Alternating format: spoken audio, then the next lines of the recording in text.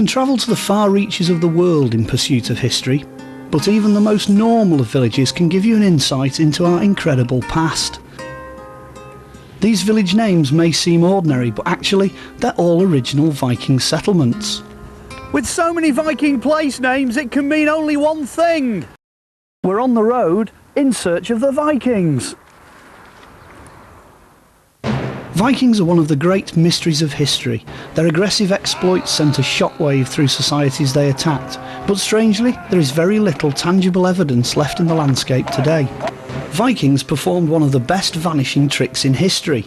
Viking experts are trying to piece together exactly what happened to them and investigate the story of their dramatic struggle against their greatest foe, the Anglo-Saxons. The Vikings made a massive impact in Britain, but some of the most exciting finds are turning up in the northwest, where the villages and settlements still have strong links to those Norse invaders. In the small parish church of Neston on the Wirral Peninsula, some incredible stones were discovered and believed to be parts of Viking headstones. I travel there to meet up with my old friend Stephen Harding, who is heading up a project to decipher the stones. Wow. Hello, Steve. Greetings, Mark. Nice to see you again. Meet Peter Oster, he's curator of the church. Hiya, nice to meet you. You've got some fascinating pieces of stonework here. Well, there were stones that were found during the reconstruction of this church, or the rebuilding of the church in 1875, and they were found in the foundations, and a local architect realised their importance and salvaged them for us, and we've mounted them so the public can have a look at them. On 3 of the 5 fragments, you've got pictures of people or animals, and they seem to tell some sort of story. What was it about this piece that particularly caught your attention? Well, it's the imagery, really. On the back side, it looks like 2 animals chasing each other, but below that appears to be 2 men fighting on horseback, and this, we believe, is the first ever depiction of a jousting match, a jousting tournament. Wow. There's figures here on the front as well. Yeah, the front side I think is even more remarkable. There's a hunting scene at the bottom here, but at the top there's parts of what appears to be a Viking couple. It's very, very reminiscent, that of a Valkyrie, which of course carry the dead individuals off to the next world. I never actually thought of that, actually, Mark. But it is very reminiscent. They do brooches in a similar shape to that. Images of Valkyries are quite rare and distinctive, but this one found in Scandinavia bears a close resemblance to the figure on the Neston stone. Let's consider what these other fragments so this is another fragment. Say. Now, on the front of this fragment is an angel, and if you place the top of that one on top of that one, there appears to be sort of a narrative appearing. So if this is a Viking couple, then the intact cross appears to be commemorating the life of the deceased. Wow. Using the latest laser scanning techniques, the National Conservation Centre are working to rebuild the cross. With the existing stones and information from others, Steve hopes this beautiful cross can be restored to its former glory. Obviously there are missing pieces, but we're using information from crosses elsewhere to piece those missing bits together. And when that's complete, the replica will hopefully be displayed outside the church and fully painted and displayed. It should be quite fantastic. Perhaps when pieced together, the cross may offer more clues and confirm that this is in fact a Valkyrie. In Norse mythology, Valkyries were female deities whose job was to choose heroic Norse warriors slain in battle and carry them to the Viking heaven of Valhalla. Viking warriors would be buried with their weapons, and some stunning examples of this can be found in the Deep Store at Liverpool Museum, where a shield boss, a ceremonial bell and an axe have all been uncovered, along with another clue to Viking burial rituals. This is a large arrowhead or a small javelin or spearhead, and this has been deliberately bent. That's not accidental damage, that really is somebody making that unusable, isn't it? They're making it unusable. Killing it, as we would say. And this is a classic thing that would happen in the deposition of grave goods in that period of the transition from paganism to Christianity. Burying bent weapons with the deceased meant that they were useless in this life and would pass through to the afterlife with the warrior. These artefacts were discovered in nearby Mells, and since the Vikings settled in this area in considerable numbers, I wondered whether I might be descended from them. I did a bit of research and then went to meet Steve, who helped me complete a DNA test. Steve, there's a good possibility that my family might have roots with the Vikings, simply because the original family name goes all the way back to the Western Isles of Scotland, which of course is where the Vikings went to from Dublin. How do we go about doing a DNA test? Right, well, the DNA test involves basically taking a sample of your DNA, first of all.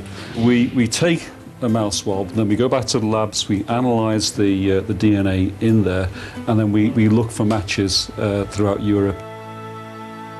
The analysis of my DNA will provide a signature for my Y-chromosome and produce a series of numbers. These numbers then get entered into a database that contains information about where in the world my DNA signature has appeared and where it matches. That will be where my bloodline began. If my suspicions are correct, my signature will be based in Scandinavia, evidence that my ancestry is Viking. All around the country, metal detecting is growing in popularity, and amateur detectorists are uncovering wonderful lost treasures. In fact, over 300,000 pieces have been found by amateurs that experts would simply not have had the resources to find themselves. Peter Adams is a keen detectorist who has uncovered many treasures himself.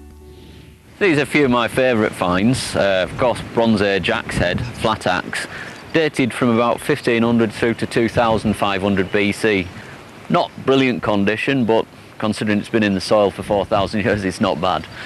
And then I've got a pilgrim's ampulla, probably from Shap Abbey, because it was found close to Shap, and that would have been filled with blessed holy water and then put into the ground to bring good fortune to the crops. And then on the far right there, an erotic pipe tamper, a lovely piece, and that would have been used to tamp down the baccy in somebody's clay pipe. But Peter's greatest discovery was uncovered near the sleepy village of Cumwhitten, a find of incredible significance for Viking studies in the north. Well, it was back in 2004, I was out metal detecting and got a very, very vague signal. Got nothing else to show for the day, so I decided to dig it. And about 12 inches down, I lifted out what I thought was an indicator off a tractor or something like that. So I cleaned it up and could see some markings on the side, which they looked old, they looked Viking, runic description. So I went back to the club that night, had a look at it in a Viking book and realised it was a tortoise brooch. We reported it to Portable Antiquity Scheme and they organised a small excavation on site. The excavation uncovered a number of exceptionally rare Viking burials, probably dating from the early 10th century. The site consisted of 6 richly furnished graves containing swords, spears, jewellery and the remains of a possible horse harness. Other than small fragments of skull, no human bone had survived in the acidic soil conditions, but the objects found in the graves suggest that 4 men and 2 women were buried there. Very few Viking graves have been discovered in Western Europe, despite the extended period of Norse influence, and the Cumwhitten discovery is an extraordinary find for our understanding of the Viking presence in the northwest. You get many days when you find nothing whatsoever, and you can search for weeks on end before you get a couple of finds which are worth keeping. Most of them you sort out at the end of the day what you've got, and it's a lot of rubbish. And as for Viking burial grounds, they very rarely turn up. But you never know what's out there. It's every signal, the next signal could be the good one, and they're always worth digging. The discovery of the Viking burial at Cumwhitten was an incredible find and reinforced the Vikings' dominance of northern Britain, but did their influence spread elsewhere? Steve, we've got Vikings flooding into the Irish Sea, affecting the north and the northwest of England, but that's only half the story, isn't it? Because they go the other way. That's right. On both sides of the Irish Sea, they established bases. So we've got to go across there and investigate. We need to go and see them in Dublin. That's right. Excellent, let's go. Let's go. So Steve and I jumped on a ferry and headed across the Irish Sea to the capital of Ireland, Dublin. This thriving city was voted the friendliest in Europe and is steeped in history with plenty of clues to its Viking past. And we started our investigation on the River Liffey. Mark, we're here on the banks of the River Liffey, which in medieval times was a major seaport founded by the Vikings and operated by the Vikings for many, many years. So what was here in Viking times? Why did the Vikings come here? Well, apart from the river, there wasn't much really, apart from a monastery, which of course the Vikings couldn't resist. So when they came along the Liffey to raid the monastery, we presume, they found this ideal tidal pool, an ideal shelter for the vessels so they could park them there, repair them, and they decided this was a great place for a base. If this was a virgin site then, is it safe to say the Vikings founded Dublin? Absolutely. The Vikings founded Dublin. And they did it by coming up this river? They did it by coming up the river and then finding this ideal spot. Fantastic. In part 2 we discover more Viking treasures, explore the Viking expulsion from Dublin and see whether my DNA proves that I'm a descendant of those Norse invaders. The Vikings were responsible for the creation of the city of Dublin, and Steve took me to the actual site where it all began. This garden, this circular garden, is the site of the Dublin, which in Irish means the black pool. So this, if you like, is the centre of Dublin, which gives Dublin its name. So the actual spot we're on here, this spot, is the beginning of the city of Dublin? Yes, because before the Vikings came here, there was virtually nothing. In Viking times, this circular garden was a large pool of water, a perfect place for the Vikings to moor their boats and establish a military base from which to attack the Irish any time they wanted. Behind me is the River Liffey, up which the Vikings came, and when they arrived here in Dublin, they constructed their quayside pretty much on this site that I'm walking on now. The reason we know this is because of development. The developers constructed this huge modern conurbation that I've got next to me here. But there is a downside to development. As much as we discover, we also lose, and possibly the biggest Viking quayside site anywhere in Europe was wiped away by the development. With such a vast area of archaeology, including at least 200 years of Viking quaysides and 14 major plots, you would expect a large number of finds. So let's go and find out what happened to them all. Pat Wallace is director of the National Museum of Ireland, and he oversaw the first archaeological digs in Dublin, unearthing some extraordinary Viking treasures. Out of all of those finds then, are there a couple of finds that really stand out for you as the discoverer? There's the wooden boss of a high cross, brought from that part of Ireland by the Scandinavians. There are a whole series of brooches. There are millions of finds, Mark, that you could be talking about. So what we're looking at here then is a site of world importance for the Vikings? World importance for Viking studies now, international importance for the Scandinavians because it was the capital of the Norse West. And nearby, a stunning tribute to Dublin as capital of the Norse West is dry docked at the National Museum. The Sea Stallion took 4 years to build and is based on a Viking wreck discovered in Roskilde, Denmark. In 2007, the crew recreated an expedition last carried out over 1,000 years ago. They sailed the ship to Dublin. It was raining. I think for the 42 days of sailing, we had 5 days without raining. And it was pretty much raining. It wasn't just, you know. So you got absolutely the worst the sea could throw at you, really. Yeah, and it tells how hard it must have been, because still we have modern equipment on board, we have modern navigation equipment, our clothing is very modern, and so on. And still it was pretty tough. Yeah. The Vikings didn't have it all their own way in Dublin and were initially thrown out by the Irish at Dublin Bay. I headed there to meet Dr. Colman Etchingham. Do you think the expulsion at that time was a violent one? Oh, it's quite clear that it was a violent one. The local, the regional Irish leaders from the area to the south of Dublin coalesced to drive the Vikings out of Dublin. They probably seized the opportunity created by a decade or more of internal division among the Viking leadership in Dublin. So it certainly was a violent expulsion. Quite a race for infighting, the Vikings. Well, they emulated their Irish neighbours in that regard. There's a lot of evidence for Vikings here in the place names as well, isn't there? No, there isn't actually. Unlike Northern England, where there's a massive amount of place name evidence for Vikings, place name elements are actually quite rare in Ireland by comparison with Northern England, even lots of parts of Scotland, Normandy and various other places where there's plenty of place names, very few in Ireland. So the lack of Viking place names is intriguing, particularly as 200 Viking houses have been excavated in the Temple Bar area of Dublin since the 1970s. What was Dublin's Viking settlement is now a centre of nightlife, and Steve and I headed there to mull things over and sample some of the famous Irish hospitality. Today, Temple Bar is located right in the heart of the Viking trading centre, and an enjoyable evening there brought our trip to Dublin to an end.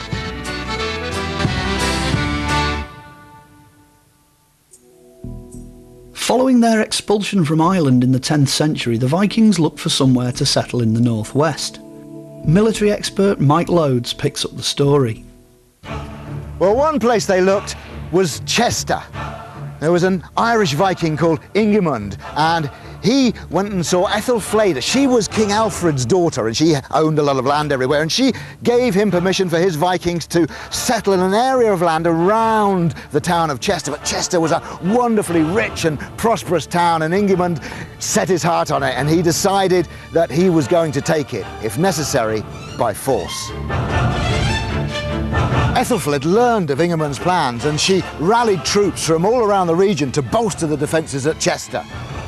They were stationed inside the gates. Outside the gates was the Viking army, Ingimund's army, formed up.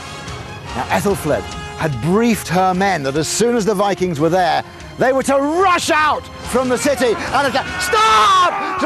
Whoa, thank you guys. They rushed out from the city to engage the Vikings outside the walls. Now, both the Saxons and the Vikings fought in a very similar way. They fought with the shield wall, a wall of shields. It's almost impregnable. You can hardly get through it. And of course, it's bristling with spears and swords and axes.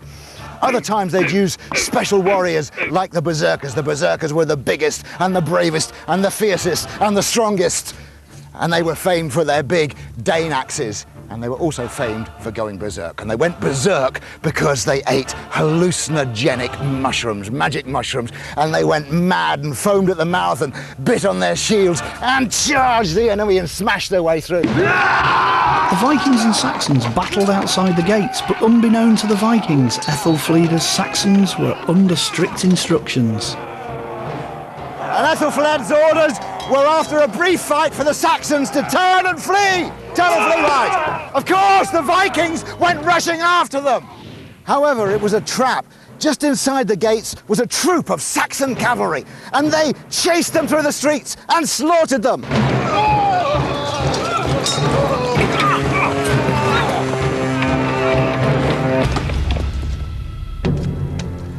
But that cavalry ambush wasn't the last of Ingimund's surprises. He lost a lot of men in that raid on Chester, but he still had forces outside the walls, and he decided to carry on with the siege. What he did, what the Chronicle tells us, is he built hurdles. This is a hurdle, and what we think they're used for is either to build siege towers or simply as roofs to cover the men, to enable them to get to the bottom of the wall and perhaps chip away at the wall. Either way, what we do know is that the Saxons dropped rocks on them and smashed them, so the Vikings had to make stronger ones. And then what the Saxons did was they boiled up their ale and tipped that over the walls. Of course, it went through the lattice work of the hurdles and burnt and scalded the Vikings. The Vikings had an answer to this. They put hides over their hurdles. What the Saxons then did was they got all the beehives in Chester and took those to the walls, broke them open, and turned all the bees loose on these Vikings sticky with sweet-smelling ale. And they, of course, were stung, their legs, their arms, they were numb, they couldn't move, and undignified, these brave warriors went running from the town. Nobody knows for certain what happened after the Battle of Chester, but knowing the Vikings, they probably didn't give up. And history and archaeology has shown that eventually they settled down alongside the existing Anglo-Saxons. Steve called to say my DNA results were in, but would they prove I was descended from the Vikings? I headed to the University of Leicester to find out. We've turned your DNA, if you like, into a kind of barcode list of numbers. So what we can do with that to see where your ancestry might trace to is to enter those numbers, that barcode, if you like, into a database here of about 60,000 Y-chromosome types. So this result that comes up here shows you a list of hits. These are identical kinds of Y-chromosomes to yours, and it tells us where they are. So there are 13 hits out of 60,000 types. So it's rare. It's rare. You've got a rare type, so that's nice. And it tells us also where they are, and to see that most clearly we can click on a map here. Most of the hits in Europe, that's the red spots on this map. The blue ones are where the samples exist, but the red ones are where your chromosome type's found. You'll see that most of them are within Central Europe. So there's actually no hits in the British Isles for your type at all. Wow. And no hits up into Scandinavia, so there's no Viking connection for your piece of DNA. That really is. So in terms of looking at how people have ended up in the northwest of England, actually I'm not really much help, am I? No, that would be fair to say. That would be fair to say. So, my ancestry is from Central Europe, but Steve and his team's latest research has produced amazing results here in the northwest. DNA from men in West Lancashire and the Wirral with old medieval names has recently revealed that up to 50% of them have blood ties to the Vikings who came here over 1,000 years ago. Despite the fact that my DNA has drawn a blank, I think we've been able to demonstrate in the place names and the DNA of the population all around us that the Vikings are far from dead. They're still with us today.